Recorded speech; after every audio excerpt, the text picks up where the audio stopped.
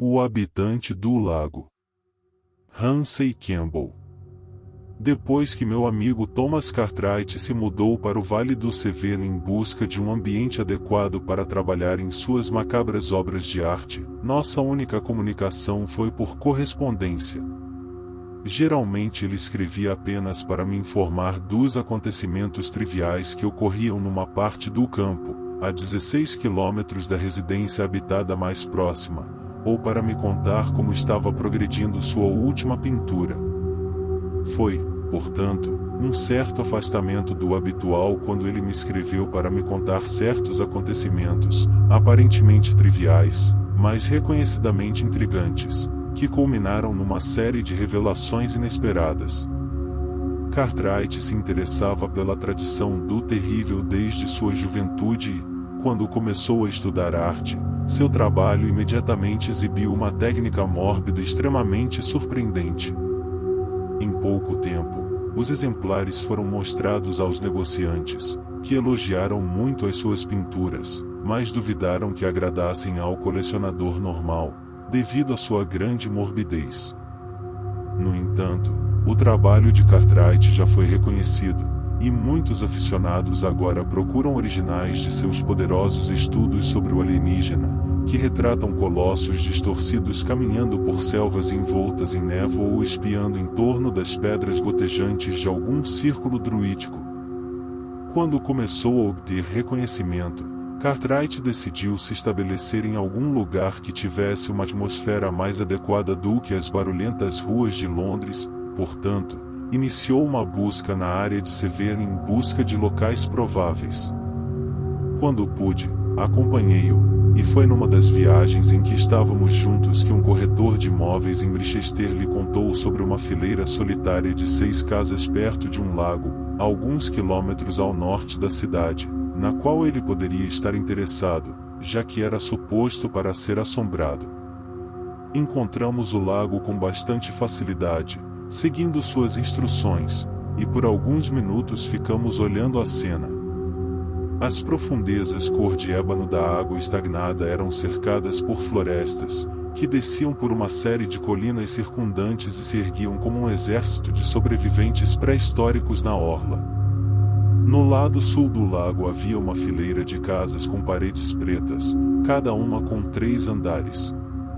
Eles estavam em uma rua de paralelepípedos cinza que começava e terminava nas extremidades da fileira, a outra extremidade desaparecendo nas profundezas íngremes.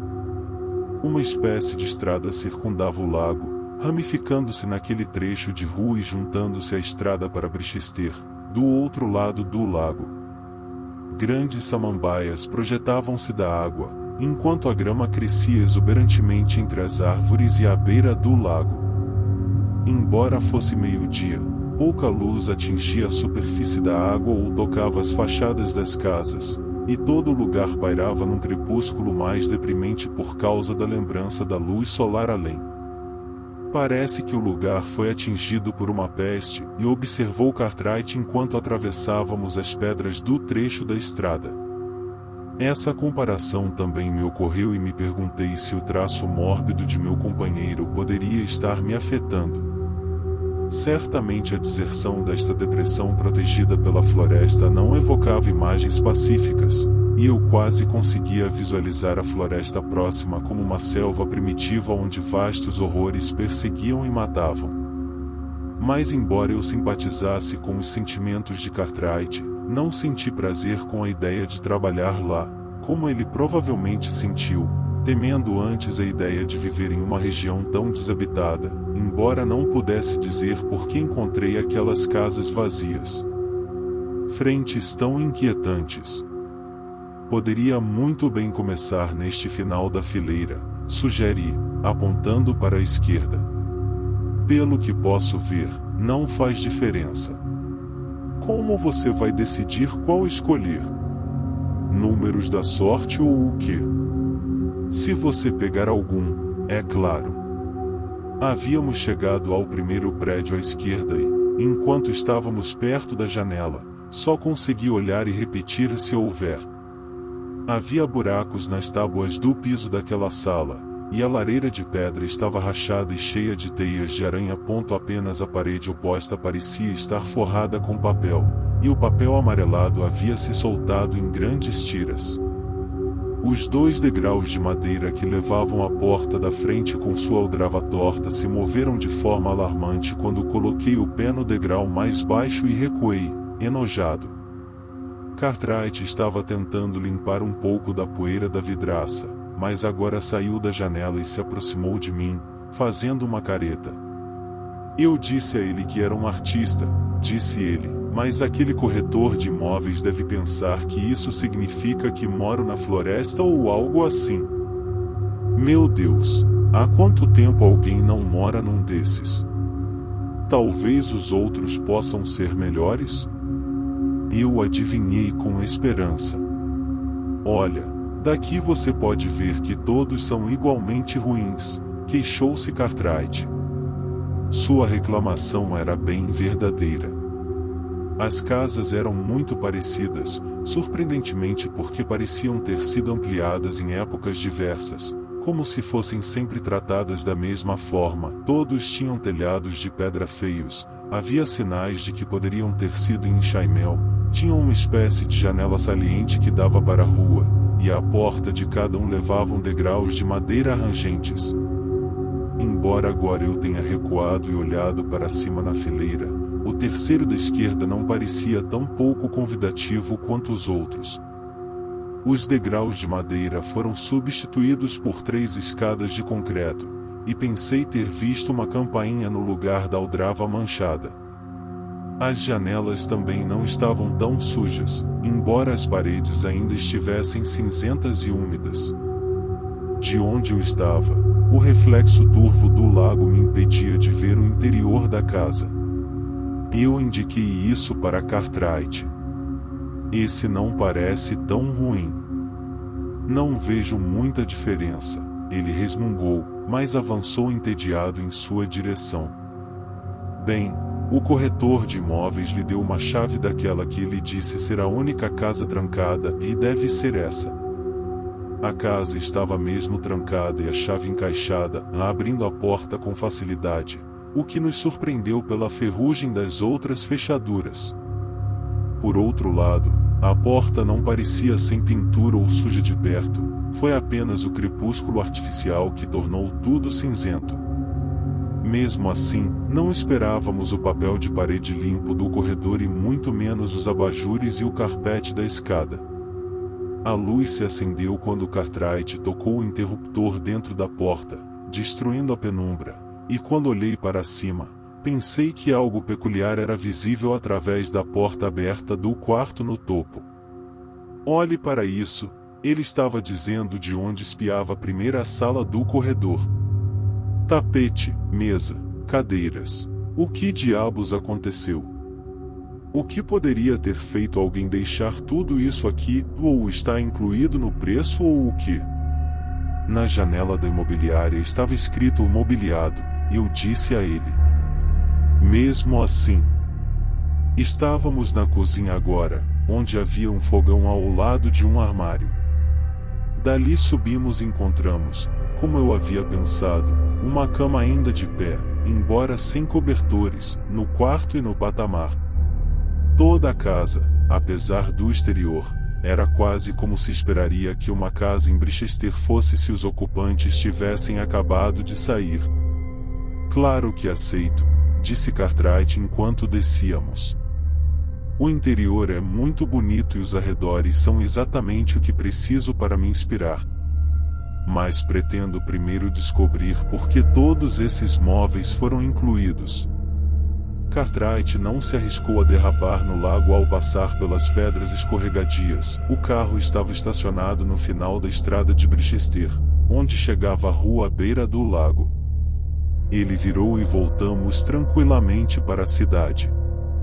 Embora geralmente eu goste de estar no campo, longe da civilização, fiquei bastante feliz quando chegamos à área dos postes telegráficos e deixamos para trás aquelas estradas entre superfícies rochosas íngremes ou acima de encostas arborizadas. De alguma forma, Tudo isto tinha uma aura de desolação que não foi aliviada até começarmos a descer a colina acima de Brichester, e apreciei a visão das casas de tijolos vermelhos e dos campanários que cercavam o edifício branco central da universidade. O corredor de imóveis ficava entre o aglomerado de edifícios semelhantes no extremo oeste da Bold Street. Ao entrarmos, notei novamente que o cartão postal anunciando as casas à beira do lago estava quase escondido no canto superior da janela. Eu pretendia apontar isso para Cartwright, mas isso poderia esperar até mais tarde. Ah, sim, disse o corretor de imóveis, levantando os olhos de uma pilha de folhetos sobre o balcão. Vocês dois, cavalheiros, foram ver a propriedade à beira do lago. Bem, e isso lhes interessa? Seu olhar deixou óbvio qual resposta era esperada, e o sim, onde assino, visivelmente o assustou. Na verdade, ele parecia suspeitar de uma piada. Eu acho que 500 libras é o preço do consertado, continuou Cartwright. Se você quiser consertar as coisas, irei lá assim que você der a ordem. Não posso dizer que me pareça assombrado, mesmo que isso explique o preço. Ainda assim, melhor para inspiração se for, não é, Alan? Ele se virou enquanto o homem atrás do balcão falava. Vou fechar o negócio para você e te aviso quando estiver pronto. Obrigado. Ah, só uma coisa. Uma expressão de resignação cruzou o rosto do outro. Quem deixou todos os móveis? Os outros inquilinos. Eles se mudaram há cerca de 3 semanas e largaram tudo. Bem, 3 semanas é um pouco longo, admitiu Cartwright, mas eles ainda não poderiam voltar para pegá-lo? Recebi uma carta cerca de uma semana depois que eles partiram, explicou o corretor de imóveis, e eles saíram durante a noite, você sabe, e ele disse que não voltariam nem à luz do dia para pegar as coisas que haviam deixado. De qualquer forma, eles estavam muito bem de vida, para começo de conversa, não sei por que queriam alugar uma casa daquelas. Ele disse por que eles saíram com tanta pressa. Eu interrompi. Ah, uma bobagem que não fazia sentido, disse o agente, desconfortável. Eles tiveram um filho, você sabe, e havia muito sobre como ele os acordava no meio da noite gritando sobre algo saindo do lago e olhando pela janela. Bem, suponho que tudo isso foi um pouco perturbador, mesmo que ele estivesse apenas sonhando, mas não foi isso que o assustou. Aparentemente, a esposa encontrou o escritor desta carta por volta das 11 horas da noite, 15 dias depois de eles terem chegado. Foi o tempo que permaneceram, olhando para a água. Ele não a viu e quase desmaiou quando ela tocou seu braço. Então ele simplesmente colocou tudo que havia espaço no carro e partiu sem que ela soubesse por que estavam indo. Ele não contou nada a ela e realmente não me contou. Tudo o que ele disse na carta foi que viu algo no fundo do lago, olhando para ele tentando subir. Disse-me para tentar encher o lago e demolir as casas, mas claro que meu trabalho é vender o lugar, não destruí-lo. Então você não está fazendo isso muito bem, comentei. Mas você disse que preferia uma casa mal assombrada, protestou o agente, parecendo magoado, como se alguém o tivesse enganado. Claro que sim, Cartwright o tranquilizou. Que Arney aqui é um pouco sensível, só isso. Se você me avisar quando tudo estiver pronto, ficarei feliz em me mudar. Cartwright não voltaria para Londres, e como eu queria voltar naquele dia, ele se ofereceu para me levar pela cidade até a estação Lower Brichester. Ao passarmos entre as lojas e nos aproximarmos da ferrovia, eu estava imerso em pensamentos sobre meu amigo morando sozinho naquela clareira crepuscular, a 16 quilômetros de Brichester. Quando chegamos ao ponto de táxi, não pude deixá-lo sem gritar acima dos ecos da estação. Tem certeza de que não quer dar uma olhada mais um pouco antes de vir morar aqui? Não gosto muito da aparência daquele lugar tão distante de tudo. Pode ser que você se preocupe depois de algumas semanas. Meu Deus, Alan, ele protestou, foi você quem insistiu em olhar todas as casas quando eu quis ir embora. Bem, agora entendi, e quanto a me ocupar da mente, esse tipo de lugar é exatamente o que preciso para me inspirar. Ele pareceu ofendido, pois bateu a porta e foi embora sem se despedir. Eu só poderia entrar na estação e tentar esquecer aquele santuário de desolação nos ecos estúpidos do terminal. Durante algumas semanas, não vi Cartwright, e meu trabalho na Receita Federal era tão exigente que não tive tempo de visitar sua casa. No final da terceira semana, porém, as coisas acalmaram em meu escritório e vim de carro de Odeisdon, onde moro, para ver se ele já havia partido. Cheguei bem a tempo, pois 2 carros estavam estacionados em frente à casa dele, na Elizabeth Street. Em uma delas estava Cartwright e várias de suas pinturas, enquanto atrás dela seu amigo Joseph Bourget trazia cavaletes, tintas e alguns móveis. Eles estavam prontos para partir quando cheguei, mas Cartwright parou para conversar por alguns minutos. Livrei-me da maior parte da mobília deste lado, disse-me ele. Poderia muito bem usar o que aquela família deixou, mas havia uma ou duas coisas que eu queria manter. Bem, é uma pena que você não possa ligar nos fins de semana. Mas, e de qualquer maneira, talvez você possa vir no Natal ou em algum momento assim, e eu lhe escreverei quando me instalar. Novamente não tive notícias dele por algumas semanas. Quando encontrei Bourget na rua, ele me contou que Cartwright havia demonstrado todos os sinais de satisfação quando foi deixado na casa à beira do lago e anunciou sua intenção de começar a pintar naquela noite, se possível. Ele não esperava receber notícias de Cartwright por algum tempo, pois assim que começasse a trabalhar em um filme, não deixaria que nada o distraísse. Foi cerca de 1 mês depois que ele escreveu pela primeira vez. Sua carta não continha nada de extraordinário, mas quando olho para trás posso ver em quase tudo indícios do que está por vir. Thomas Cartwright. Terraço à beira do lago. Archibald Street Post Office. Brichester, Glus. 3 de outubro de 1960. Prezado Alan. Observe o endereço.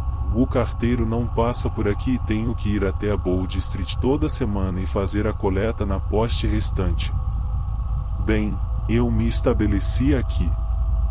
É muito confortável, exceto que é um pouco inconveniente ter o banheiro no 3º andar. Posso ter isso alterado um dia, ou o lugar foi alterado tanto que mais não fará diferença alguma. Meu estúdio também fica no andar de cima, mas durmo lá embaixo, como sempre. Resolvi levar a mesa para a sala dos fundos e entre nós conseguimos colocar a cama na sala da frente, de frente para o lago. Depois que Joe saiu, fui dar uma volta. Dei uma olhada nas outras casas, e vocês não têm ideia de como a minha fica convidativa com todas as luzes acesas no meio daqueles barracos desertos. Não consigo imaginar ninguém morando neles novamente. Um dia destes tenho realmente de entrar e ver o que posso encontrar, talvez os ratos que toda a gente toma por fantasmas. Mas sobre esse negócio de assombração, algo me impressionou. O que aquela família disse que viu foi o primeiro indício do sobrenatural por aqui, porque se fosse, por que as outras casas estão tão dilapidadas? É muito bom dizer que eles estão tão longe de tudo, mas foram alterados à torto e à direito, como você viu. Certamente em algum momento eles eram frequentemente habitados, então por que as pessoas pararam de vir? Deve enfrentar o agente imobiliário sobre isso. Quando terminei de olhar em volta das casas, tive vontade de dar uma caminhada. Encontrei o que parecia ser um caminho na floresta atrás da casa, então o segui. Não vou tentar isso de novo com pressa. Praticamente não havia luz ali, as árvores apenas se estendiam até onde eu conseguia ver, e se eu tivesse ido muito mais longe certamente teria me perdido. Você poderia imaginar isso, tropeçando continuamente no escuro, nada para ver a não ser árvores, fechando por todos os lados. E pensar que aquela gente trouxe uma criança para cá. Acabei de terminar minha nova pintura. Mostra essas casas, com o lago em primeiro plano, e o corpo inchado de um homem afogado à beira da água. Peste implacável, eu acho. Espero que eles gostem. Atenciosamente, Tomás. PS. Tenho tido pesadelos ultimamente. Nunca me lembro do que se trata, mas sempre acordo suando. Respondi com uma resposta inconsequente. Lamentei a natureza macabra do seu último trabalho, como sempre fiz, e embora, como disse, sem dúvida será apreciado pela sua técnica. Ofereci-me para comprar qualquer coisa que ele não conseguisse em Brichester e fiz algumas observações pouco inspiradas sobre a vida em Oddesdon. Além disso, acho que comentei, então você está tendo pesadelos? Lembre-se de que o negócio dos últimos proprietários começou com um menino sonhando. Cartwright respondeu. 10 de outubro de 1960. Você não sabe a sorte que tem por ter uma caixa de correio quase na sua porta. O mais próximo fica a quase 6 quilômetros de distância, e só chego lá a caminho de Brichester, às segundas e aos sábados, o que significa que tenho de escrever cartas na segunda-feira de manhã, como estou fazendo agora, ou no domingo, e receber as respostas no sábado na Bold Street. De qualquer forma, não era sobre isso que eu queria escrever para você. Deixei alguns esboços em um armário no estúdio da casa da Elizabeth Street e gostaria de saber se você poderia passar por lá e talvez levá-los até lá. Se não puder, talvez você possa ligar para Joe Bulger e pedir que ele os traga aqui. Lamento ser um incômodo, mas não posso fazer uma de minhas pinturas sem eles. Atenciosamente, Tomás. Meu trabalho era novamente muito exigente e respondi que não poderia deixar a cidade por algumas semanas. Eu não poderia me recusar a entrar em contato com Bulgari. Na quarta-feira à noite, voltando do trabalho para casa, fui até a casa dele. Felizmente, ele não tinha saído para sua ida semanal ao cinema e me convidou para entrar, oferecendo-me uma bebida. Eu teria ficado mais tempo, mas meu trabalho estava consumindo até meu tempo livre, então falei. Esta não é realmente uma visita social. Receio estar lhe passando um trabalho que foi detalhado para mim. Veja bem, Cartwright queria que eu guardasse alguns desenhos de seu estúdio em Londres em um armário, mas meu trabalho está atrapalhando, você sabe como pode ser. Então, se você pudesse fazer isso por mim e pegar um trem até lá com eles. Bulger pareceu um pouco relutante, mas apenas disse, tudo bem, vou tentar salvar sua face. Espero que ele não os queira com muita pressa. Poderei entregá-los a ele dentro de uma semana. Levantei-me para sair. Na porta comentei, e melhor você do que eu. Você pode ter alguns problemas em Elizabeth Street, porque alguém novo já se mudou para lá. Você não me contou isso antes, protestou ele. Não, está tudo bem, eu irei mesmo assim, embora não goste muito da ideia de ir até aquele lago. O que você quer dizer? Perguntei. Tem alguma coisa que você não gosta aí embaixo? Bulger encolheu os ombros. Nada que eu possa definir, mas certamente não gostaria de morar lá sozinho. Há algo naquelas árvores que crescem tão perto e naquela água negra, como se houvesse coisas observando e esperando, e mais você deve me achar louco. Porém, há uma questão: por que essas casas foram construídas tão longe de todos os lugares?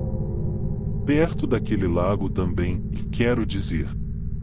Não é o primeiro lugar em que você pensaria se fosse construir uma fileira de casas. Quem provavelmente viveria lá? Enquanto voltava para o Desdon, pensei sobre isso. Ninguém, exceto alguém em busca de inspiração mórbida, como Cartwright, viveria em tal lugar, e certamente essas pessoas não eram numerosas. Planejei mencionar isso a ele em minha próxima carta, talvez ele descobrisse algo sobre o motivo pelo qual as casas ficaram desocupadas. Mas, por acaso, fui impedido, como descobri em sua carta do domingo seguinte. 16 de outubro de 1960. Bem, Joe veio e se foi. Ele não conseguiu entrar no meu estúdio no início. As pessoas novas pensaram que ele inventou tudo para poder entrar e roubar a prata. De qualquer forma, os Walker da vizinhança o conheciam, então ele finalmente conseguiu meus esboços. Ele estava se perguntando por que essas casas foram construídas em primeiro lugar. Eu também não sei, isso nunca me ocorreu antes, mas agora que penso nisso, devo descobrir algum dia. Talvez eu pergunte ao corretor de imóveis na próxima vez que estiver na Bold Street. Isso pode me dizer por que os lugares também ficaram tão degradados. Tenho a impressão de que um bando de assassinos, ou salteadores de estrada, talvez, poderia ter atuado daqui, vivendo das custas dos transeuntes, uma espécie de L. Alberge Rouge. Joe saiu esta tarde. Desculpe pela pausa, mas na verdade parei de escrever porque pensei ter ouvido um barulho lá fora. Claro que deve ter sido um erro. Ninguém poderia estar lá a essa hora, 23 horas. Joe saiu há cerca de 7 horas, mas eu poderia jurar que alguém estava gritando ao longe alguns minutos atrás. Havia também uma espécie de pulsação aguda, como se fosse algum tipo de motor. Cheguei até a pensar que havia algo branco, e bem, alguns objetos brancos, e movendo-se do outro lado do lago, mas é claro que está escuro demais para ver algo tão distante. Certamente, muitos respingos começaram na água na mesma época, e estão apenas diminuindo enquanto escrevo isto. Eu ainda gostaria que você viesse por alguns dias. O Natal está se aproximando, talvez. Atenciosamente, Tomás. Fiquei bastante perturbado por ele imaginar sons em uma área tão solitária, e disse isso. Embora eu, assim como Bulger, não gostasse da ideia de ir até aquele lago meio iluminado na floresta, pensei que seria melhor visitar Cartwright quando pudesse, pelo menos para que ele pudesse conversar comigo e esquecer seu bolso de desolação. Havia menos trabalho para mim agora na Receita Federal, mas levaria algumas semanas antes que eu pudesse visitá-lo. Talvez o telefonema de Bulger tivesse diminuído um pouco a sua introspecção, embora, pelas suas últimas imaginações, isso não parecesse. Contei-lhe sobre minha proposta de ficar com ele quando escrevi naquela quinta-feira. Acredito que a resposta que recebi no dia 25 seja o primeiro indício real do que Cartwright involuntariamente causou a si mesmo. 24 de outubro de 1960. Ainda não tive tempo de ir a Bold Street, mas agora quero saber mais sobre essas casas. No entanto, não foi exatamente por isso que quis escrever para você. Lembra que continuei falando desses pesadelos dos quais nunca conseguia me lembrar? Bem, ontem à noite tive uma série de longos sonhos, dos quais me lembrei ao acordar. Eles eram certamente assustadores, não é de admirar que eu acordasse suando, e não é de admirar que aquele garoto continuasse gritando durante a noite se tivesse os mesmos sonhos. Mas o que estou dizendo, isso é pouco provável, não é? Ontem à noite fui para a cama por volta da meia-noite. Deixei a janela aberta e notei muitos respingos e perturbações na superfície do lago. Engraçado isso, quase não havia vento depois das 6 horas. Ainda acho que todo aquele barulho pode ter causado meus sonhos. Meu sonho começou no corredor. Eu estava saindo pela porta da frente. Parecia me lembrar de ter me despedido de alguém que não conheço e de ver a porta se fechar. Desci os degraus e atravessei a calçada em volta do lago. Não consigo imaginar por quê. Passei pelo carro e comecei a subir a estrada de Manchester. Eu queria entrar em Brichester, mas não tinha pressa. Tive uma sensação peculiar de que alguém deveria ter me levado até lá. Pensando bem, foi assim que Joe deve ter se sentido na semana passada. Ele teve que caminhar até Brichester, porque eu estava sem gasolina e a oficina mais próxima fica a alguns quilômetros daqui. A poucos metros da clareira, notei uma trilha que levava entre as árvores à esquerda da estrada. Esse é o caminho direto para Brichester, pelo menos seria se continuasse na direção original, pois a estrada faz muitas curvas. Embora eu não estivesse com pressa, não vi por que deveria andar mais do que o necessário, então saí da estrada e peguei o caminho. Eu me senti um pouco desconfortável, só Deus sabe por quê, normalmente não o faria. As árvores estavam muito próximas e muita luz passou, então isso pode ter contribuído para a sensação. Estava muito silencioso também, e quando chutei pedras soltas para fora do caminho, o som me assustou. Suponho que deve ter sido a cerca de 50 metros que percebi que o caminho não me levaria de volta a Brichester se continuasse no caminho que estava seguindo. Na verdade, fazia uma curva de volta para o lago, ou pelo menos seguindo a margem do lago, eu acho, com cerca de 20 metros de terreno arborizado entre o caminho e a margem aberta. Avancei alguns metros para ter certeza, definitivamente fazia uma curva em torno do lago. Virei-me para voltar, e vislumbrei um brilho azul um pouco à frente. Eu não sabia o que pensar disso e não gostei particularmente da ideia de me aproximar, mas eu tinha tempo de sobra, então venci esse medo irracional, que normalmente nunca sentiria, e segui em frente. O caminho se alargava um pouco e no centro do espaço mais amplo havia um pedaço oblongo de pedra. Tinha cerca de 2 metros de comprimento, 2 de largura e 3 de altura, e era esculpido em alguma pedra fosforescente que emitia uma luz azul. No topo estavam escritas algumas palavras desgastadas demais para serem legíveis, e ao pé da escrita, o nome Irtus. Lee foi grosseiramente lascado. Eu não tinha certeza se era um pedaço sólido de pedra ou não, havia uma ranhura nas laterais, a cerca de 5 centímetros do topo, que poderia indicar uma tampa. Eu não sabia o que era, mas imediatamente tive a ideia de que havia outros pelo caminho.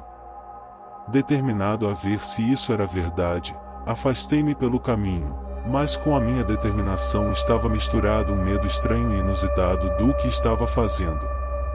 Cerca de 20 metros adiante, pensei ter ouvido um som atrás de mim, e primeiro um deslizamento oco, depois o que pareciam ser passos medidos me seguindo. Olhei para trás com um arrepio, mas a curva do caminho bloqueou minha visão. Os passos não vinham muito rápidos, comecei a me apressar, pois estranhamente não queria ver quem os estava fazendo. 70 ou 80 metros e cheguei a um segundo espaço. Ao notar a pedra brilhante no centro, um terror cego tomou conta de mim, mas continuei a encará-la. Ouvi um som abafado de mudança, e então, enquanto eu observava, a tampa daquela caixa de pedra começou a deslizar e uma mão apareceu para levantá-la. O que era pior, era a mão de um cadáver, exangue esquelético, e com unhas impossivelmente longas e quebradas. Virei-me para correr, mas as árvores eram tão densas que teria sido impossível fugir através delas com rapidez suficiente. Comecei a cambalear de volta pelo caminho e ouvi aqueles passos horrivelmente deliberados bem próximos. Quando uma mão de unhas amarelas apareceu em volta de uma árvore, agarrando-se ao tronco, gritei desesperadamente e acordei. Por um minuto pensei em me levantar e fazer um café. Os sonhos geralmente não me afetam, mas este foi terrivelmente realista. No entanto, antes que pudesse tentar manter os olhos abertos, adormeci novamente. Direto para outro pesadelo. Eu estava chegando à margem do lago, vindo de entre as árvores, e mais não voluntariamente, eu estava sendo conduzido. Olhei uma vez para as mãos que seguravam meus braços e depois olhei para a frente. No entanto, isso também não era tranquilizador. Havia um pouco de luar vindo de trás de mim e lançava sombras no chão para onde eu olhava. Isso intensificou minha resolução de não olhar para o lado.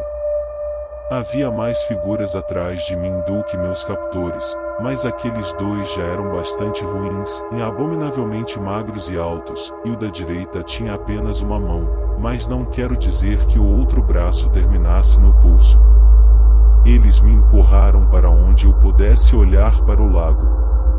As samambaias e a água estavam estranhamente móveis naquela noite, mas eu não percebi o que as fazia se mover até que um olho se ergueu acima da superfície e me olhou úmido. Dois outros o seguiram, e, o pior de tudo, nenhum deles estava de cara. Quando o corpo se ergueu atrás deles, fechei os olhos e gritei por socorro, e para quem não conheço, tive a estranha ideia de que alguém estava aqui em casa e poderia me ajudar. Então senti uma dor dilacerante no peito, neutralizada por uma dormência que se espalhou por todo o meu corpo. E olhei para o objeto que vira surgir do lago sem qualquer horror. E naquele momento eu acordei novamente. Quase como um eco do meu sonho, ainda havia um barulho alto vindo do lago lá fora. Meus nervos deviam estar à flor da pele, pois eu poderia jurar que havia um som fraco logo abaixo do janela. Pulei da cama e abri mais a janela para poder olhar para fora. Não havia nada se movendo à vista, e mais por um momento pensei ter ouvido algo se afastando ao longo da fileira de casas. Pode até ter havido uma porta fechando silenciosamente, mas não tenho certeza disso. Certamente o luar oscilava na superfície do lago, como se algo tivesse acabado de afundar. É tudo um tanto estranho agora que vejo isso em plena luz do dia, mas naquele momento tudo parecia ter um significado adicional. Quase esperei que a forma monstruosa do meu sonho surgisse da água e se agachasse diante de mim na rua. Suponho que você esteja se perguntando se vou descrever o que vi. Você não pode imaginar como isso seria difícil, talvez eu faça disso o tema da minha próxima pintura. Porém, só tive um vislumbre, mesmo que fosse tão terrivelmente detalhado. De qualquer forma, será melhor se eu não perder toda a inspiração que existe ao descrevê-la agora. Atenciosamente, Tomás. Eu não lhe daria a satisfação de saber que ele me interessou, não me referia à sua visão do assombrador do lago. Em vez disso, aconselhei-o a contactar o agente imobiliário e descobrir a finalidade original da propriedade à beira do lago. Talvez, sugeri, você fique sabendo de algum ato hediondo que deixou um resíduo. Não acrescentei que esperava que ele descobrisse algo totalmente prosaico, que destruiria o infeliz domínio que o lugar tinha sobre ele e o afastaria de sua atmosfera mórbida. Eu não esperava que ele descobrisse nada de extraordinário e por isso fiquei surpreso com sua resposta. 30 de outubro de 1960. Na sexta-feira passada fiz uma viagem especial até Bold Street e descobri um pouco sobre minha rua à beira do lago. O agente não ficou particularmente satisfeito em me ver e pareceu surpreso quando eu lhe disse que não tinha vindo buscar meu dinheiro de volta. Mas ele ainda tinha receio de dizer muita coisa, e falou um pouco sobre as casas serem construídas sob as ordens de um grupo privado. Não parecia que eu conseguiria muito dele, e então mencionei que estava tendo sonhos como os inquilinos anteriores. Antes que pudesse pensar, ele deixou escapar: "Isso vai deixar algumas pessoas um pouco mais felizes, então. O que você quer dizer com isso?" Eu perguntei, sentindo um mistério. Bem, ele se esquivou um pouco e finalmente explicou: "Tem a ver com a assombração do seu lago. Há uma história entre a população do campo, e se estende até eles nos subúrbios ao redor de Mercy Hill, que é mais próxima de sua casa, de que algo vive no lago e envia pesadelos para atrair as pessoas para lá. Embora os pesadelos sejam aterrorizantes, dizem que eles têm um efeito hipnótico. Desde que o local ficou desocupado, as pessoas, principalmente as crianças, na área de Mercy Hill têm sonhado, e uma ou duas foram internadas no Hospital Hill. Não admira que tenham pesadelos por lá, costumava ser o local de uma forca, você sabe, e o hospital era uma prisão, apenas algum coringa o chamou de Mercy Hill, e o nome pegou. Dizem que os sonhos são obra do que está no lago, e está com fome e lança a rede mais longe. Claro que é tudo superstição, Deus sabe o que eles pensam que é. De qualquer forma, se você estiver sonhando, eles dirão que não precisarão mais incomodá-los." "Bem, isso já está esclarecido", eu disse, tentando aproveitar minha vantagem. "Agora, por que as casas foram realmente construídas? O que era esse grupo privado sobre o qual você é tão reservado?" "Vai parecer loucura para você, sem dúvida", ele se desculpou. "As casas foram construídas por volta de 1790 e renovadas ou ampliadas diversas vezes. Eles foram colocados sob instruções deste grupo de cerca de 6 ou 7 pessoas. Todas essas pessoas desapareceram por volta de 1860 ou 1870, aparentemente partindo para outra cidade ou algo assim. De qualquer forma, ninguém por aqui ouviu falar deles novamente. Por volta de 1880, como não houve nenhuma notícia deles, as casas foram alugadas novamente.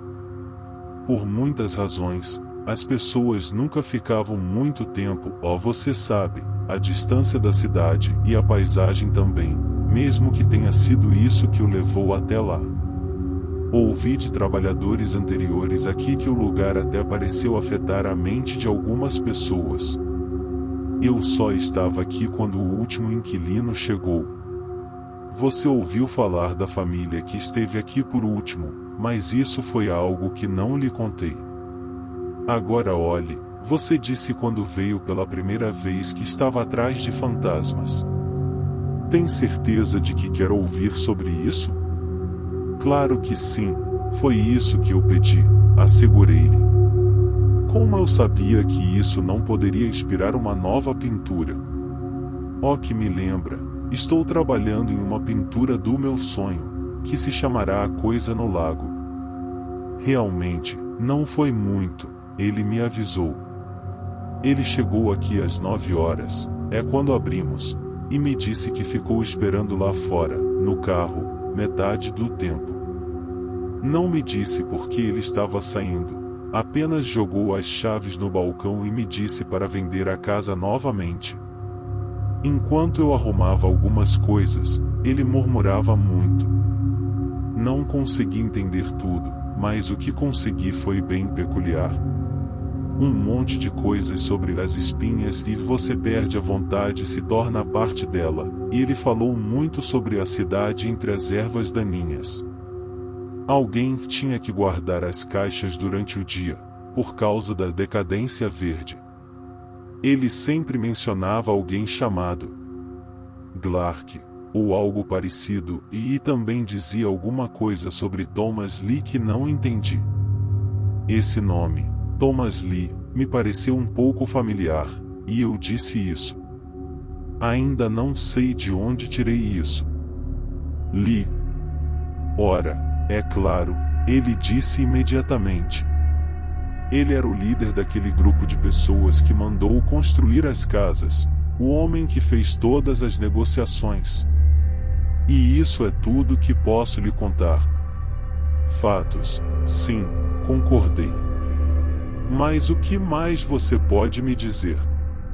Suponho que as pessoas daqui devem ter as suas próprias histórias sobre o lugar. Eu poderia pedir que você fosse descobrir por si mesmo, disse ele. Suponho que ele tinha o direito de ficar um pouco cansado de mim, vendo que eu não estava comprando nada. No entanto, ele continuou, e mesmo assim, é uma sorte para você que sexta-feira seja um dia tão calmo. Bem, dizem que o lago foi causado pela queda de um meteoro. Séculos atrás, o meteoro vagava pelo espaço e nele havia uma cidade. Todos os seres da cidade morreram com a passagem pelo espaço, mas algo naquela cidade ainda vivia, algo que guiou o meteoro para algum tipo de pouso em sua casa nas profundezas da superfície. Deus sabe com que a cidade teria que ser construída para resistir à descida, se isso fosse verdade. Bem, a cratera do meteoro encheu-se de água ao longo dos séculos. Algumas pessoas, dizem, tinham meios de saber que havia algo vivo no lago, mas não sabiam onde havia caído. Um deles foi Lee, mas ele usou coisas que ninguém mais ousou tocar para descobrir seu paradeiro. Ele trouxe estes. Outras pessoas até o lago quando ele soube o que havia lá dentro. Todos eles vieram de Godswood, e você sabe o que os supersticiosos dizem que sai da colina atrás daquela cidade para eles adorarem. Pelo que posso entender, Lee e seus amigos supostamente encontraram mais do que esperavam no lago. Tornaram-se servos daquilo que despertaram e, dizem as pessoas, ainda chegaram lá. Isso é tudo que consegui arrancar dele. Voltei para casa e posso dizer que a vi de forma um pouco diferente de quando saí. Aposto que você não esperava que eu descobrisse isso, né? Certamente isso me deixou mais interessado no que me rodeia, talvez isso me inspire. Atenciosamente, Tomás. Confesso que não escrevi uma resposta longa, suponho que porque meu plano de quebrar o domínio do lago sobre ele deu errado. É lamentável que eu tenha sido tão abrupto, pois a carta que me chegou no dia 8 foi a última. 6 de novembro de 1960. Você tem visto Joe por aí ultimamente? Não tenho notícias dele desde que saiu daqui, há cerca de 3 semanas, e estou me perguntando o que aconteceu com ele. Ele costumava escrever com a mesma regularidade que você. Ainda assim, talvez ele esteja muito ocupado. Mas isso não é importante, na verdade. Tanta coisa tem acontecido aqui e ainda não entendo tudo. Parte disso, talvez, não tenha a menor importância, mas agora tenho certeza de que este lugar é o ponto focal de algo inesperado. Trabalhando até às 3 da manhã do dia 31, terminei minha nova pintura. Acho que é o meu melhor até agora. Eu nunca antes tive uma sensação tão estranha em meu trabalho. Fui para a cama por volta das 3h30 e só acordei às 5 da tarde, quando já estava escuro. Algo me acordou, um som vindo de fora da janela. Barulhos altos de qualquer tipo são raros por aqui, e isso não era como nada que eu já tivesse ouvido antes. Um ruído agudo e latejante, acelerando a vibração e aumentando o tom até atingir uma discórdia, quando cairia ao tom original e começaria o ciclo novamente. Não consegui ver nada, mas tive uma ideia peculiar de que vinha do lago. Também havia uma ondulação estranha na superfície, onde refletia a luz da janela. Pois bem, no dia 1 fiz o que sempre dizia que faria, e é aqui que começa a parte interessante, nomeadamente, explorar as outras casas ao longo da rua. Saí por volta das 3 e decidi tentar o da esquerda. Você percebeu que a porta da frente devia estar entreaberta quando chegamos? Ah, não, você não chegou tão longe na linha. Foi, e depois que consegui superar aqueles degraus frágeis, foi fácil entrar no corredor. Poeira por toda parte, papel de parede pendurado em tiras, e pelo que pude ver, não havia luz elétrica.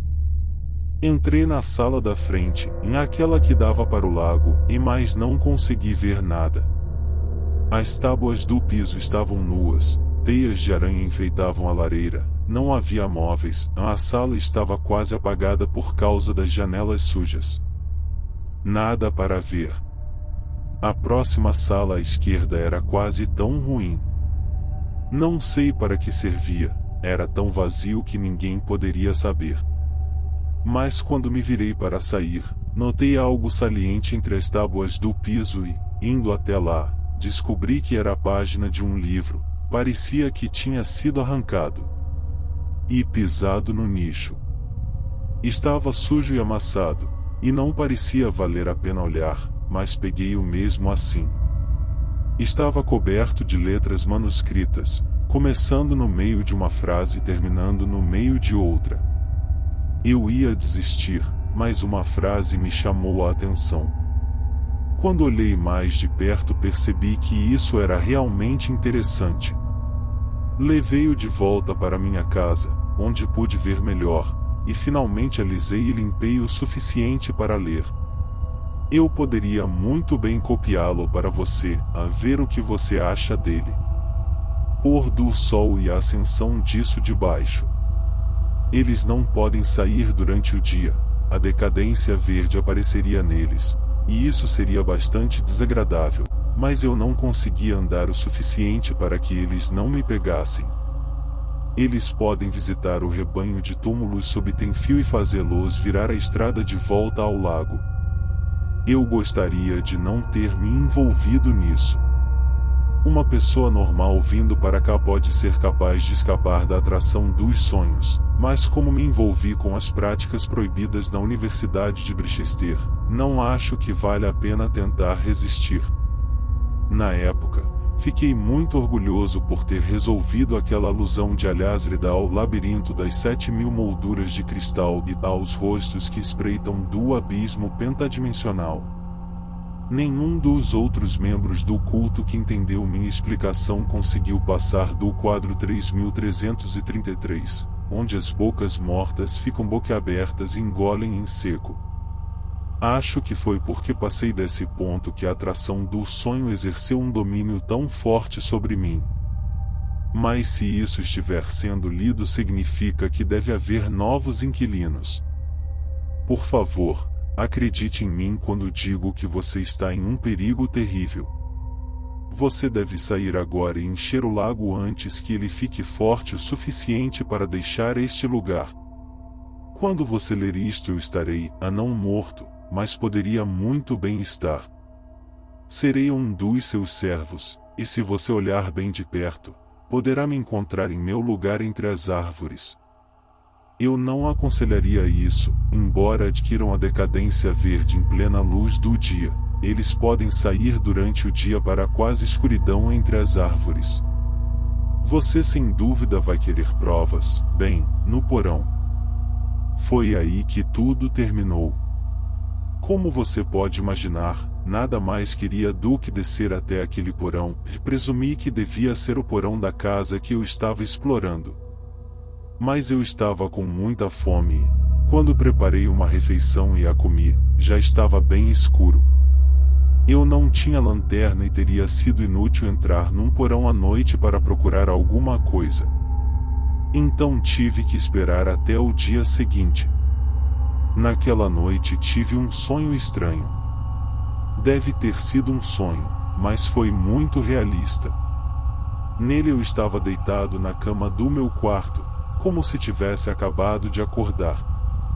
Vozes falavam sob a janela, e vozes estranhas, roucas, sibilantes e de alguma forma forçadas, como se os oradores achassem doloroso falar. Um deles disse, talvez no porão. De qualquer forma, eles não serão necessários até que a atração seja mais forte. Lentamente veio a resposta, e sua memória está diminuindo, mas a segunda nova deve remediar isso. Pode ter sido a primeira voz ou outra que respondeu, a luz do dia está muito próxima, mas amanhã à noite devemos descer. Então ouvi passos deliberados e pesados recuando. No sonho, não consegui me forçar a olhar e ver quem estava debaixo da janela, e, em poucos minutos, o sonho terminou num sono inquieto. Na manhã seguinte, segunda, visitei novamente a casa. A porta da adega fica na cozinha, como na minha casa. Não havia muita luz lá embaixo, mas alguma luz entrava pelo jardim lá fora. Quando me acostumei, vi um lance de degraus de pedra que descia para um grande porão. E eu vi o que eu queria. Imediatamente, não havia realmente mais nada para ver. Uma pequena estante do tipo aberta em cima e na frente, cheia de livros empoeirados e amarelados, e com as laterais unidas por um pedaço de cordão que servia de alça para facilitar o transporte. Peguei a estante e voltei para cima.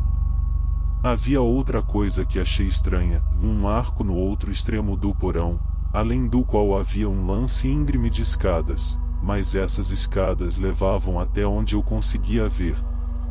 Quando voltei para casa, tirei o pó dos livros e examinei as lombadas. Descobri que eram volumes diferentes do mesmo livro, 11 ao todo. O livro se chamava As Revelações de Glaki. Abri o livro 1 e descobri que era um tipo antigo de caderno de folhas soltas, com as páginas cobertas por uma caligrafia arcaica. Comecei a ler, e quando levantei os olhos do quinto livro já estava escuro. Não posso nem começar a contar o que aprendi. Quando você vier no Natal, talvez você possa ler um pouco dele. Bem, se você começar, ficará tão fascinado que terá que terminá-lo. É melhor que eu lhe conte brevemente a história do livro e a fantástica ideia que ele conta. Estas revelações de Glaki foram reimpressas em outro lugar de acordo com notas, ou talvez seja melhor dizer pirateadas. Esta, porém, é a única edição completa. O homem que conseguiu copiá-lo e escapou para imprimi-lo não se atreveu a copiar tudo para publicação. Esta versão original manuscrita é completamente fragmentária, é escrito pelos diferentes membros de uma seita, e onde um membro termina, outro começa, talvez sobre um assunto totalmente diferente. O culto cresceu por volta de 1800, e os membros quase certamente foram aqueles que ordenaram a construção das casas. Por volta de 1865, a edição pirata foi publicada, mas como se referia frequentemente a outras sociedades clandestinas, eles tiveram que tomar cuidado com o local onde o livro circulava. A maioria das cópias da edição muito limitada chegou às mãos de membros desses cultos, e hoje em dia existem muito poucas tiragens completas de todos os 9 volumes, contra 11 na edição sem cortes. O culto venera algo que vive no lago, como me disse o agente. Não há descrição do ser, foi feito de algum metal vivo e iridescente, pelo que pude perceber, mas não há fotos reais. Ocasionalmente ocorrem notas de rodapé, como confira, foto, TUS. Lipensheet, mas se alguma vez houve uma foto, ela deve ter sido arrancada. Existem inúmeras referências às espinhas sencientes, e os escritores detalham isso. Tem a ver com a iniciação de um novato no culto de Glaki, explica, à sua maneira supersticiosa, as lendas da marca da bruxa. Você já ouviu falar da marca da bruxa, ou lugar no corpo de uma bruxa que não sangra quando cortado? Matthew Hopkins e sua espécie estavam sempre tentando encontrar o alvo, mas nem sempre com sucesso. É claro que muitas vezes eles contatavam pessoas inocentes que nunca tinham ouvido falar de Glaki, e então tinham que recorrer a outros meios para provar que eram bruxas. Mas aqueles que faziam parte do culto certamente deveriam ter as marcas das bruxas reais. Foram os longos e finos espinhos que deveriam cobrir o corpo de seu deus Glaki. Na cerimônia de iniciação, o noviço era mantido, às vezes disposto, às vezes não, na margem do lago enquanto Glaki subia das profundezas. Ele enfiava uma de suas espinhas no peito da vítima e, quando um fluido era injetado no corpo, a espinha se separava do corpo de Glaki. Se a vítima tivesse conseguido quebrar a coluna antes que o fluido entrasse em seu corpo, pelo menos teria morrido como ser humano, mas é claro que seus captores não permitiram isso. Do jeito que aconteceu, uma rede se espalhou por todo o corpo, a partir da ponta da coluna, que então caiu onde entrava na corpo, deixando uma área que nunca sangraria se algo fosse espetado nele. Através da emissão de impulsos, talvez magnéticos, do cérebro de Glaki, o homem foi mantido vivo enquanto era controlado quase completamente pelo ser. Ele adquiriu todas as suas memórias, ele também se tornou parte dela, embora fosse capaz de realizar ações individuais menores, como escrever as revelações, quando Glaki não estava emitindo impulsos específicos. Após cerca de 60 anos desta meia-vida, esta decadência verde se instalaria se o corpo fosse exposto à luz muito intensa. Há alguma confusão sobre o verdadeiro advento de Glaki neste planeta. O culto acredita que não atingiu a Terra até que o meteoro atingiu e formou o lago. Por outro lado, o livro menciona hereges que insistem que os espinhos podem ser encontrados enterrados em certas múmias egípcias híbridas, e diz que Glaki veio antes, através dos ângulos invertidos de Tarklatur que os sacerdotes de Seba e Karnak sabiam. Há sugestões de que os zumbis do Haiti sejam produtos de um extrato horrível de antigos membros de cultos que também foram apanhados pela luz solar. Quanto ao que foi aprendido pelo iniciado, bem, há referências às 48 revelações de Aklug e uma sugestão de que a 49ª virá quando Glaki levar cada uma para ele. Glaki parece ter atravessado o universo vindo de alguma esfera externa, parando em mundos como Yugoto, Shagai e até mesmo Tom. Neste planeta, ocasionalmente, atrai novos membros para o culto através da atração dos sonhos, sobre a qual já ouvi falar antes. Hoje em dia, porém, o lago está tão longe de tudo que o uso do puxar dos sonhos leva tempo, e sem a vitalidade que se diz extrair da iniciação, ele fica fraco demais para projetar os sonhos a qualquer grande distância. Os cultistas não podem sair à luz do dia. Então só resta que as pessoas venham espontaneamente e morem nas casas. Como eu. De qualquer forma, isso não é tudo que está no livro. O culto acreditava em muitas outras coisas, mas algumas delas são tão incríveis e pouco convencionais que pareceriam ridículas se eu as escrevesse. De alguma forma eles não parecem tão idiotas naquele estilo simples do Apocalipse. Talvez porque foram escritos por um crente absoluto. Você deve ler alguns deles neste Natal. Se você pudesse imaginar o que eles sugerem que causa erupções vulcânicas.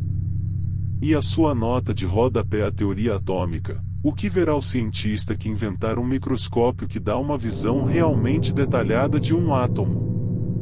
Há outras coisas também. A raça da qual Volton é apenas uma criança, a fonte dos vampiros, e as coisas pálidas e mortas que andam pelas cidades negras no lado escuro da lua. Mas não adianta continuar assim. Você verá tudo isso em algumas semanas, e até então, minhas dicas não significarão muito para você. Eu prometi a você uma citação. Então vou copiar uma passagem aleatoriamente.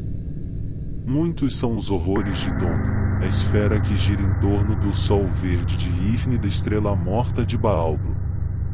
Poucos chegam perto da humanidade, pois mesmo a raça dominante de Arcal tem orelhas retráteis em corpos humanoides. Seus deuses são muitos, e ninguém ousa interromper os sacerdotes de Shig em seu ritual, que dura 3 anos e um quarto, ou um pulso. Grandes cidades de metal azul e pedra preta são construídas em Tond, e alguns Yarkal falam de uma cidade de cristal na qual as coisas caminham de forma diferente de qualquer coisa viva. Poucos homens em nosso planeta podem ver Tond, mas aqueles que conhecem o segredo dos cristalizadores dos sonhos podem caminhar ilesos por sua superfície, se o guardião faminto do cristalizador não os sentir. Na verdade, essa não é a melhor citação a ser tomada, e outras são muito menos vagas, mas podem não ter tanto impacto se você as ler fora do contexto. Agora você realmente precisa vir no Natal, nem que seja para ler o livro. Atenciosamente, Tomás. Só respondi a sua carta no dia 12. Eu pretendia responder mais cedo, nem que fosse apenas para distraí-lo do último foco de sua morbidez, mas esta tinha sido uma semana particularmente movimentada na Receita Federal. Agora, por volta das 10 horas, sentei-me para escrever-lhe. Queria salientar que antes ele pensava tudo isso como mera superstição e que só havia descoberto provas das crenças supersticiosas de algumas pessoas.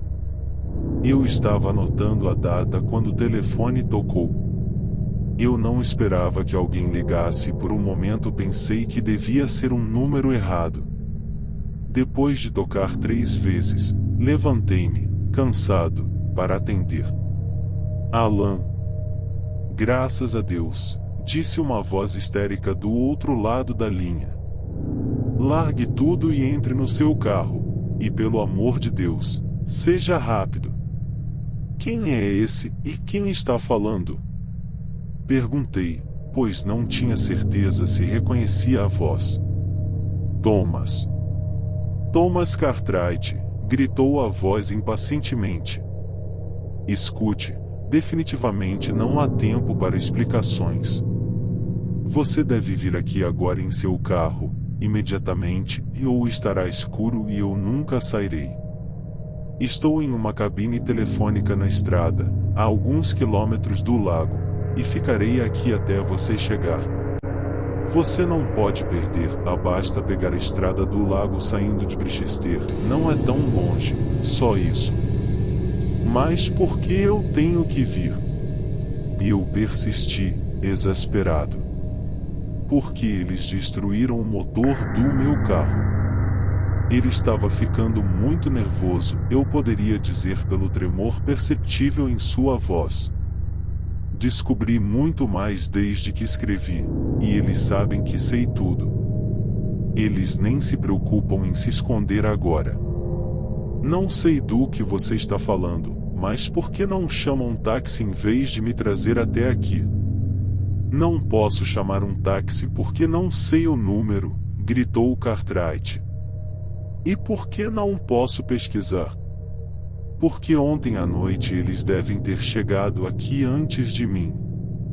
Eles pegaram a lista.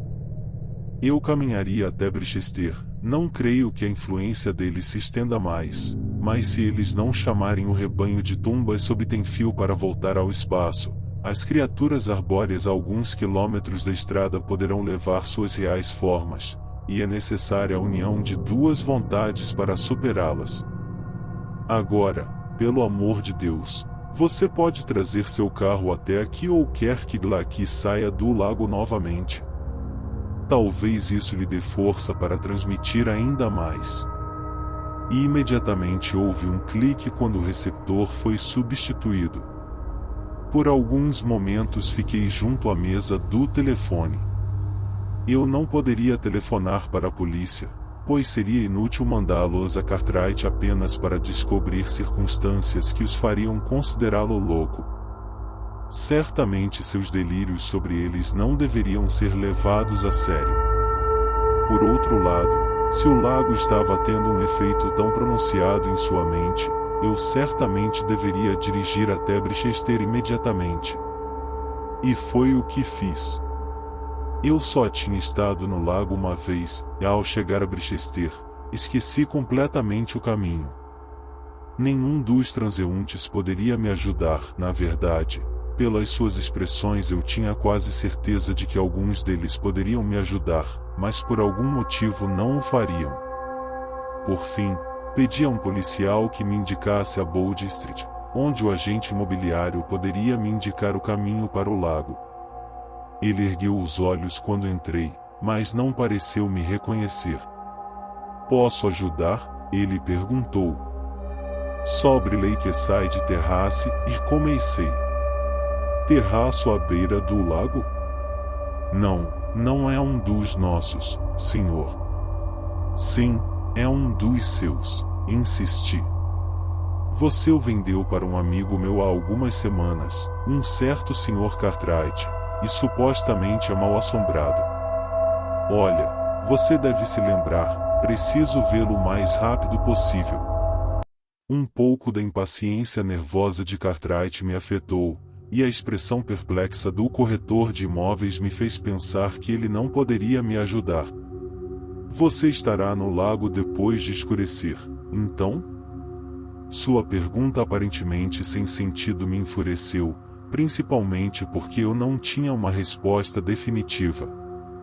Ainda não sei. Sim, talvez.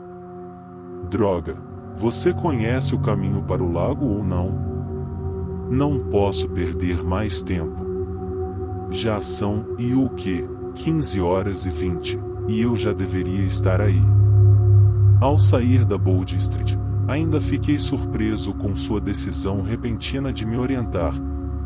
Fiquei aliviado ao sair do pequeno prédio, pois fiquei estranhamente preocupado com a lentidão incomum de sua fala e a rigidez de seus membros. Ainda mais, a propósito, ele tocava um ponto no peito e estremecia.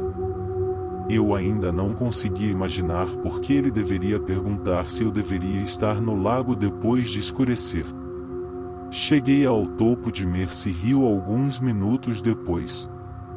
Quando o carro diminuiu a velocidade na curva que passa pelo prédio cinza do hospital, tive uma visão tanto para frente quanto para trás, e quase voltei. As casas de tijolos vermelhos pareciam muito mais convidativas do que as encostas íngremes, entre as quais se abriam estradas ladeadas por árvores desfolhadas. Lembrei-me do que o povo de Mercy Hill dizia que habitava o lago. Mas eu vim para livrar Cartwright de sua morbidez supersticiosa e não poderia fazer isso enquanto fosse supersticioso. Quando fiz a curva que me trouxe à vista da cabine telefônica, a porta se abriu e Cartwright correu para a estrada. Ele chegou ao carro quando eu comecei a diminuir a velocidade e, correndo ao lado, gritou pela janela aberta e abra a porta deste lado. Continue dirigindo.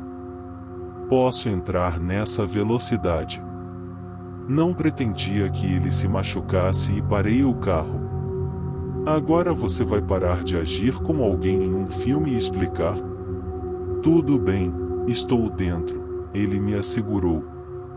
Agora vamos descer para o lago. Para o lago. Repeti, surpreso. Do jeito que você estava indo, pensei. Ah, tudo bem, se você está com tanta pressa. Enquanto eu estava ligando o motor, ouvi ele resmungando ao meu lado. Algumas delas me escaparam, mas eu percebi, tentei telefonar para a polícia, mas não consegui, os fios devem ter caído. Deve ter sido um acidente, no entanto. Não poderia ter sido o trabalho deles, e eles nunca conseguiriam chegar tão longe à luz do sol. A decadência verde, e está nas revelações. Poderiam. Ignorei isso, não me virando para olhar para ele. Escute, Thomas, gostaria de uma explicação. Achei que você queria fugir do lago antes do anoitecer. O que aconteceu lá em cima que te assustou tão de repente? Ele deixou minha segunda pergunta por um momento. Certamente devo partir antes do anoitecer, mas quero levar as revelações comigo. Se eu deixar a casa vazia esta noite e voltar amanhã, eles entrarão e levarão. Podemos chegar lá antes das 4 horas e pegar a estante. Estaremos bem em direção a Brichester antes de escurecer. As criaturas das árvores na estrada podem ficar mais ativas depois de escurecer, mas há um ritual que posso repetir para subjugá-las se puder recorrer à sua consciência. Quando estivermos em Brichester, estaremos fora da influência deles. Mas você não era assim antes. Você pode ter acreditado em tudo isso, mas não teve medo disso. O que está acontecendo para mudar seus sentimentos? Ele então se atrapalhou um pouco. Um deles pode ter sido um sonho, mas o outro. Quanto à coisa que eu poderia ter sonhado, aconteceu por volta de 1h da manhã. Eu estava apenas meio adormecido, e continuava sonhando com coisas estranhas, naquela cidade negra entre as ervas daninhas lá embaixo, com uma forma sob um alçapão de cristal, e mais atrás, em Yogoto e Tom, e isso me manteve acordado. Na época de que estou falando, eu ficava entreabrindo os olhos, tive a sensação de que alguém estava me observando, mas nunca consegui ver ninguém. Então comecei a notar algo pálido que parecia flutuar no limite da minha visão. Percebi que estava perto da janela. Virei-me rapidamente e vi um rosto olhando para mim. Era o rosto de um cadáver. O que era pior, era o rosto de Joe Bulger. Havíamos chegado ao último trecho da estrada em direção ao lago antes que ele continuasse. Ele não olhou para mim, seus olhos estavam fixos em algo do outro lado da sala. Tudo o que havia ali era aquela estante contendo os 11 volumes das Revelações de Glaaki. Dei um pulo e corri até a janela, mas ele começou a se afastar com aqueles passos horríveis e deliberados. Eu já tinha visto o suficiente, no entanto. Sua camisa estava rasgada e em seu peito havia uma marca vermelha vívida, com uma rede de linhas irradiando dela. Depois ele se afastou entre as árvores. Parei o carro no início da calçada à beira do lago. Quando me aproximei da casa, ele ainda murmurava atrás de mim, e eles o levaram para Glaaki, e deve ter sido por isso toda a agitação naquela noite. Mas isso foi às 11 horas e Joe saiu por volta das 4. Meu Deus, o que fizeram com ele nas outras 7 horas? Recuei para deixá-lo abrir a porta da frente, ele até encontrou um cadeado em algum lugar e aumentou a resistência da fechadura com ele. Ao entrarmos na sala da frente, notei a pintura coberta de tela em um canto. Comecei a retirar a tela, mas Cartwright me impediu. Ainda não, isso faz parte do outro.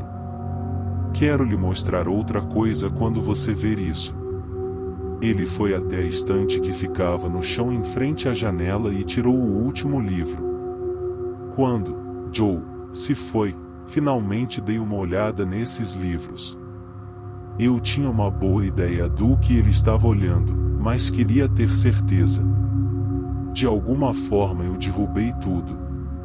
Nenhum dano, felizmente, exceto no 11º livro, mas aquele caiu e a capa foi arrancada. Enquanto tentava encaixá-lo novamente, percebi que a tampa traseira estava muito saliente. Quando olhei mais de perto, foi isso que encontrei. Ele me passou o volume que havia selecionado. Abrindo a capa, vi que a parte de trás estava aberta, existia uma espécie de bolso, e dentro dele encontrei uma folha de lona dobrada e um pedaço de papelão. Não olhe para isso por enquanto, ordenou Cartwright. Lembra que eu pintei a coisa no lago do meu pesadelo? É isso. Agora, vá em frente e compare com esses dois. Quando desdobrei a tela, ele já havia descoberto a pintura. O pedaço de tela também era uma pintura, enquanto o cartão era uma fotografia. A formação de cada um era diferente. Cartwright retratou o lago cercado por uma calçada preta no meio de uma planície desolada, a pintura que eu segurava, com a inscrição Tus Leaping Sheep, possuía um cenário de demônios meio fluidos e horrores de muitas pernas, enquanto a fotografia simplesmente mostrava o lago como era agora. Mas o foco de cada um era a mesma figura totalmente estranha, e o que mais me perturbou foi a fotografia. O centro de cada imagem era, obviamente, o ser conhecido como Glaki. De um corpo oval sobressaíam incontáveis espinhos finos e pontiagudos de metal multicolorido. Na extremidade mais arredondada do oval, uma boca circular de lábios grossos formava o centro de um rosto esponjoso, do qual subiam 3 olhos amarelos em hastes finas. Ao redor da parte inferior do corpo havia muitas pirâmides brancas, provavelmente usadas para locomoção. O diâmetro do corpo devia ser de cerca de 3 metros em sua largura mínima. Não só a coincidência das imagens, mas também a total anormalidade da criatura, me perturbou. No entanto, tentei parecer pouco convencido ao comentar: olha, você mesmo disse que o outro negócio era apenas um sonho. Quanto ao resto, ou o que isso significa, afinal? Alguns pesadelos e os documentos de um culto supersticioso cujas crenças coincidem com os seus sonhos. A fotografia é muito realista, claro, mas hoje em dia é possível fazer quase tudo com fotografias especiais. Você ainda acha que é minha imaginação? Ele perguntou. É claro que você não explica por que alguém se daria ao trabalho de falsificar uma fotografia como essa e depois deixá-la aqui. Além disso, lembre-se que fiz aquela pintura do meu sonho antes de vê-la. É Glaki enviando sua imagem do lago. Eu ainda estava procurando uma resposta quando Cartwright olhou para o relógio. Meu Deus, já passa das 4 horas. É melhor irmos se quisermos sair antes de escurecer. Você vai ligar o carro enquanto eu pego as estantes. Não acho que eles mexerão nas minhas fotos, exceto na mais recente, e vou levar essa comigo. Amanhã, talvez, possamos voltar de Brichester e buscá-los. Ao sentar-me no banco do motorista, vi Cartwright lutando pela calçada com a alça da estante sobre um braço e a foto à sua frente. Ele deslizou para o banco de trás enquanto eu girava a chave de ignição. Não houve som do motor. Cartwright correu e levantou o capô. Então ele se virou para olhar para mim, com o rosto pálido. Agora você vai acreditar, ele gritou. Suponho que foi minha imaginação que destruiu seu motor. Saí para olhar a massa de fios rasgados. Ele não percebeu se eu estava ouvindo enquanto continuava. Eles estão nisso, mas como? Ainda não está escuro aqui e eles não podem vir durante o dia, e mais devem ter feito isso. Isso pareceu preocupá-lo mais do que o fato de o motor ter realmente sido destruído. Então ele caiu contra o carro. Meu Deus, é claro. Joe acabou de se juntar a eles, e a decadência verde não os afetará por mais ou menos 60 anos. Ele pode sair na luz, e ele pode me seguir, e ele agora faz parte de Glaki, então não vai me poupar. O que fazemos agora? Eu interrompi. Na sua opinião, é uma loucura começar a andar tão perto do anoitecer, então? Sim, ele concordou. Devemos nos proteger lá dentro. Os andares superiores não são tão importantes, mas todas as janelas e portas do andar térreo devem ser bloqueadas. Se você acha que sou louco, faça à vontade para seu próprio bem. Uma vez lá dentro, conseguimos bloquear a janela do quarto virando a cama. A janela do quarto dos fundos foi fortificada com um guarda-roupa. Quando movemos para a sala pela frente, Cartwright me deixou posicioná-lo enquanto ele saía pela porta dos fundos. Há uma machadinha por aqui, explicou ele.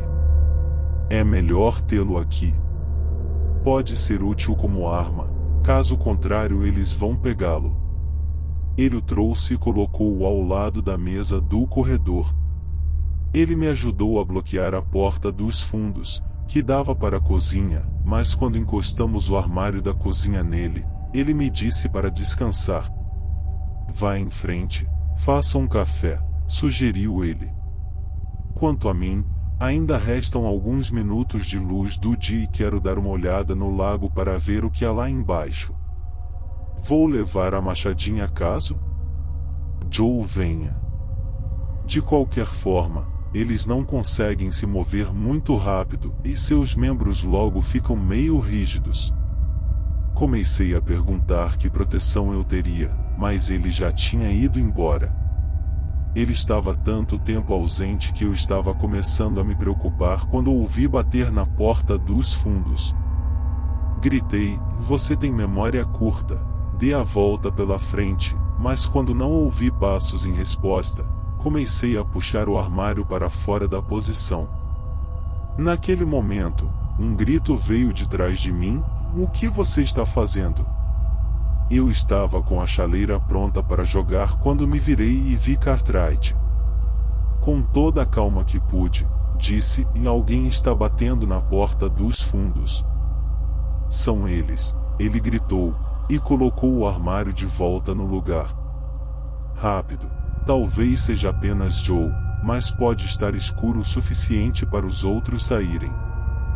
De qualquer forma, tenho que bloquear a porta da frente, e o que diabos é isso?